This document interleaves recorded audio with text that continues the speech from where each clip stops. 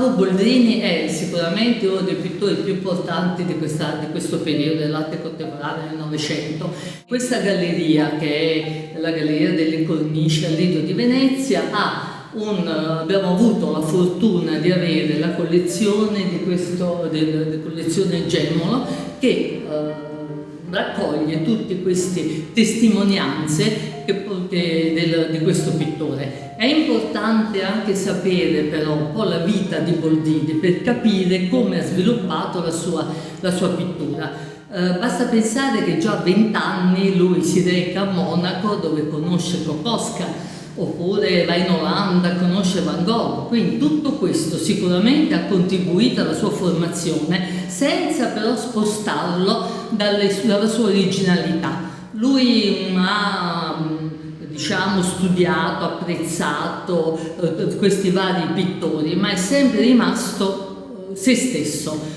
Infatti la sua pittura è inconfondibile. Ha partecipato ovviamente anche a tante dimostrazioni veneziane, ha partecipato alla Biennale ed anche a Venezia è molto stimato. Infatti ha vinto una borsa di studio che gli ha consentito di andare a Parigi. Lì ovviamente si comincia a studiare, ha questo riscontro un po' di colore, lì effettivamente comincia a prendere un po' di luce, ma ripeto, continua ad essere se stesso.